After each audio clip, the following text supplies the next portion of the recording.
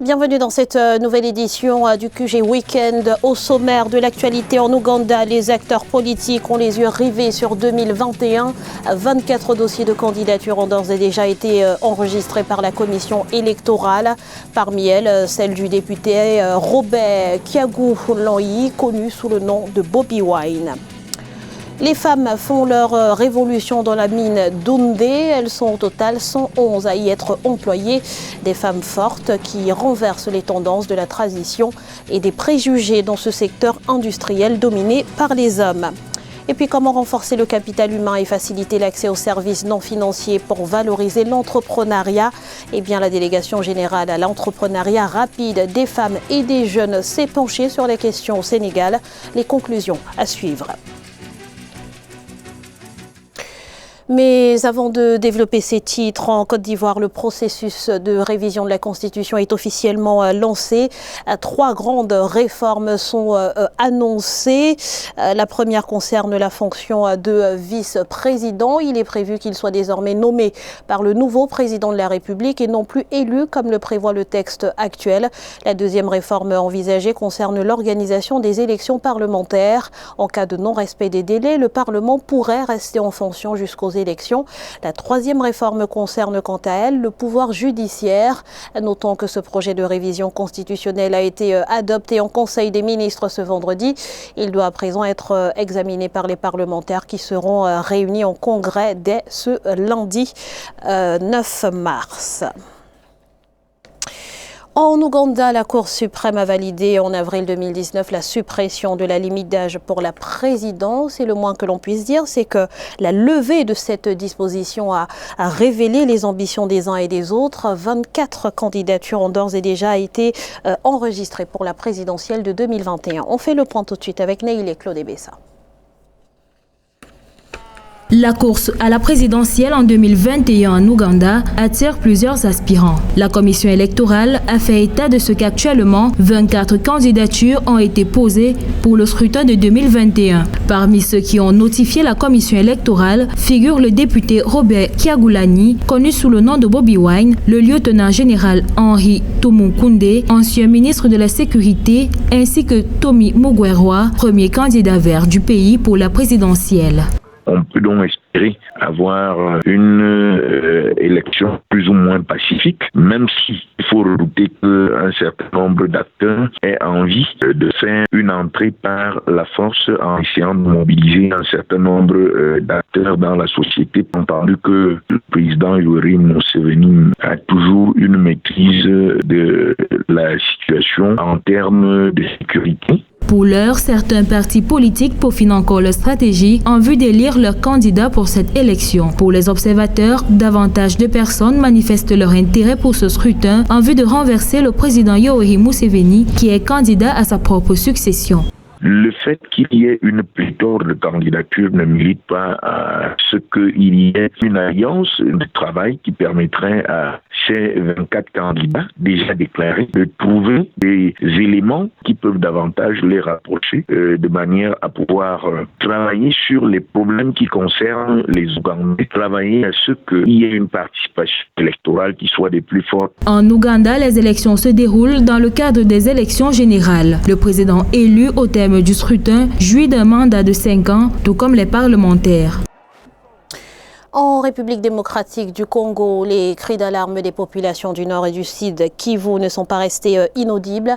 Une enveloppe de 55 millions de dollars sera allouée au financement d'un programme de résilience dans ces régions enlisées dans des conflits sans fin. Concrètement, il s'agira d'apporter une aide à plus de 180 000 personnes. Plus de précisions avec Neil et Claude Bessa.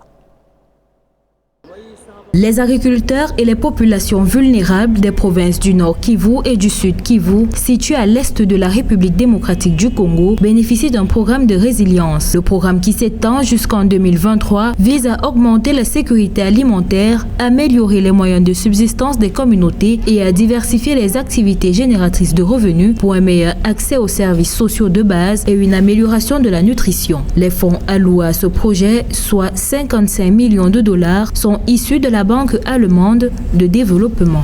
Ce projet conjoint s'appuie sur les avantages comparatifs des 3 agences, FAO, UNICEF, PAM, visant à renforcer de manière intégrée la résilience des communautés vulnérables du Nord et du Sud Kivu dans les domaines de la sécurité alimentaire, des moyens de subsistance et de l'accès aux services sociaux de base pour les enfants et les femmes en contribuant à l'objectif global de paix et de stabilisation dans les 2 provinces. Le projet qui sera mis en œuvre conjointement par les gouvernements provinciaux du Nord et du Sud Kivu, en collaboration avec le Programme alimentaire mondial, l'Organisation des Nations Unies pour l'alimentation et l'agriculture et le Fonds des Nations Unies pour l'enfance, inclut les activités telles que la construction des hangars pour le stockage de la production, la structuration des organisations paysannes, le développement de semences résilientes, l'octroi des activités génératrices des revenus aux ménages, la réhabilitation des voies de desserte agricole, l'alphabétisation des femmes, l'accès à l'eau potable, à l'assainissement et à l'hygiène. Aujourd'hui, l'aide internationale dans ces régions-là est une nécessité parce que sans cette aide internationale, il n'y a pas de suivi.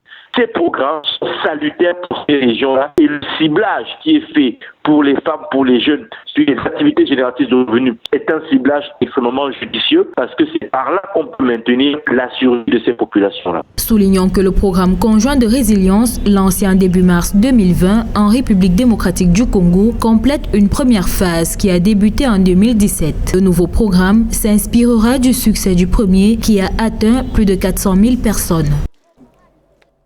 La célébration à venir de la Journée internationale des droits de la femme est l'occasion de nous intéresser à des femmes au parcours atypique, comme celle qui travaille à la mine d'Houndé au Burkina Faso.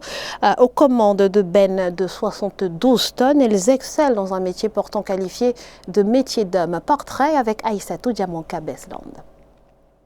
Julien pour 21, 26 à 32, Sandbay, derrière ton conteneur là. La voilà, c'est avec une assurance que Téné Konaté donne les instructions. Cependant, ses débuts n'ont pas toujours été faciles. J'ai eu peur. Premier jour même de rentrer dans le dampé, j'ai eu peur. Bon, après, au fur et à mesure, avec le temps, on a vu que bon, c'est un engin comme les autres. Un travail d'homme entre les bras d'une femme poids lourde qui, avec une prestance imposante, brave les contraintes du site minier avec son camion benne de 72 tonnes à la mine d'or de Houndé au Burkina Faso. Cette mère de famille âgée de 42 ans fait partie des 111 femmes qui renversent les tendances de la tradition et des préjugés dans ce secteur industriel dominé par la puissance des hommes. Mon oncle est venu, je lui ai parlé de ça. Ah, vraiment, je conduis cette machine-là. Vraiment. Il était beaucoup étonné de voir que je le fais. Ce travail d'homme désormais féminin a complètement changé la vie de Téné Konaté. Il a tout changé. Donc vraiment, c'est plus ce que je vais dire en plus, puisque le travail, bien avant ça, avec le travail de la mine, même étant à Bobo dans ma maison, je n'avais que, même chaise comme ça, je n'avais pas, je m'asseyais dans mon tabouret. Mais aujourd'hui, me voilà assis dans le fauteuil, chaque fois je regarde la télé, bien à l'aise, je mange ce que je veux. Vraiment, le travail de la mine a changé beaucoup. Il a changé tout dans ma vie. Téné Konaté n'est pas la seule à dynamiter les roches en profondeur et à donner des ordres aux hommes de la mine. Sonia Kiema est une autre Golden Lady qui fait face aux hommes. Je travaille avec les hommes. Et j'ai l'habitude de dire chaque fois à mes opérateurs, dès qu'on franchit la guérite, nous ne sommes plus femmes. Nous portons le même pantalon que vous. Nous sommes devenus des hommes parce qu'on fait le boulot. Dans cette mine de Houndé, chef-lieu du département de la province de Tu, située dans la région des Hauts-Bassins au Burkina Faso, les femmes représentent 11% de la main-d'œuvre. Pour Endeavour Mining, la société exploitant la mine, il y aura 20 à 30% de femmes dans son effectif d'ici à 2025. Voilà déjà 2 ans que la délégation générale à l'entrepreneuriat rapide des femmes et des jeunes s'évertue à dynamiser le secteur de l'entrepreneuriat à travers des modèles de financement au Sénégal. Et après le bilan, l'heure est à présent aux perspectives pour les années à venir. Le cap est mis sur le renforcement du capital humain. Les détails avec Amen Edi. Démarré par un panel de haut niveau intitulé « Renforcer le capital humain et faciliter l'accès aux services non financiers pour valoriser l'entrepreneuriat », le 2e anniversaire de l'ADER au Centre international de conférences Abdou Diouf de Dakar était une occasion de débattre autour des différents enjeux liés au développement du secteur entrepreneurial. Nous sommes arrivés à l'éclosion de systèmes alternatifs en termes de formation. Et pour cela, nous avons, dans le cadre de nos panels, loué le rôle joué par l'ADER. Les femmes, les jeunes, toutes ces forces sont à former dans un cadre différent de celui qu'on a toujours connu, l'élémentaire, le secondaire, le supérieur. Tous ensemble, nous avons accepté qu'il n'était plus adapté. Qui dit réussite de projet, dit aptitude entrepreneuriale, une des clés du succès qui doit conduire le porteur de projet à la recherche et à l'obtention de l'information dans l'écosystème des affaires. Et surtout, avec l'ADER, on s'inscrit carrément dans la stratégie du Sénégal numérique et justement avec ces financements conséquents que l'ADER met dans l'écosystème. Il faut segmenter l'entrepreneuriat. Effectivement, l'entrepreneuriat de masse n'est pas uniforme. Nous avons un grand volet dans l'informel. Nous avons aussi des femmes qui sont en haut de la pyramide, qui demandent des sommes beaucoup plus conséquentes. La délégation générale à l'entrepreneuriat rapide des femmes et des jeunes va vers une approche plus participative des différents porteurs de projets pour la mise en exergue des différents secteurs devant booster l'approche de financement de l'organisme. 9 pays africains enregistrent désormais des cas confirmés de coronavirus. Aucun décès n'est à déplorer pour l'heure, mais tous sont sur le qui-vive pour faire face à la menace. Le Sénégal, par exemple, s'appuie sur des centres de recherche comme celui du professeur Souleymane, doté d'équipements de pointe. Visite guidée dans ce reportage d'Eladine Ndiaye, notre correspondant au Sénégal. De nombreux pays ont été touchés par le Covid-19, dont le Sénégal, où 4 cas confirmés ont été recensés entre lundi 2 et jeudi 5 mars 2020 par des services du ministère de la Santé. Ce qui pousse les acteurs de la santé et les chercheurs à s'organiser pour la riposte. L'Institut de recherche en santé, de surveillance épidémiologique et de formation, basé à Diamniadio, a la technologie et l'expertise lui permettant de faire des tests de diagnostic sur le coronavirus, selon le scientifique sénégalais Souleymane Boub.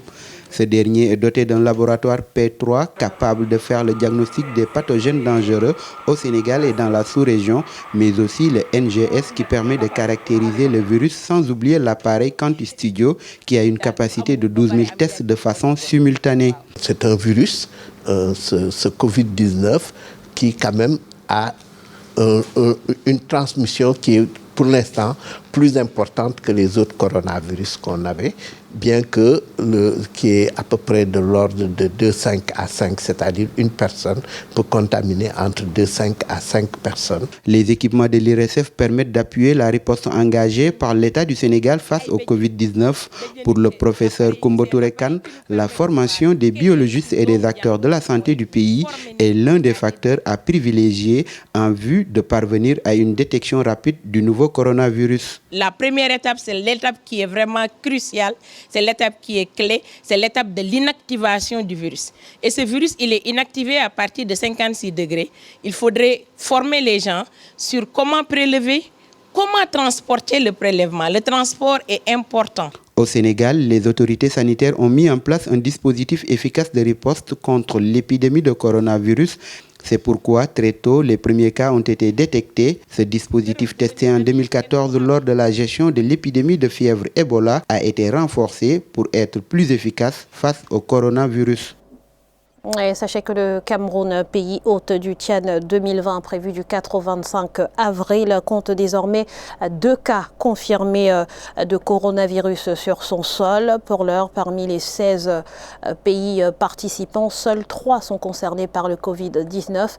Mais la Confédération africaine de football se veut pour autant prudente et annonce que si la situation l'impose, en accord avec les pays concernés, d'éventuels huis clos, reports ou même annulations pourraient être envisagées, d'autant qu'au Maroc, toutes les rencontres de football se disputent d'ores et déjà sans spectateurs, et ce jusqu'à nouvel ordre. C'est ainsi que s'achève ce journal. Merci pour votre fidélité. Restez sur Africa 24, l'information continue.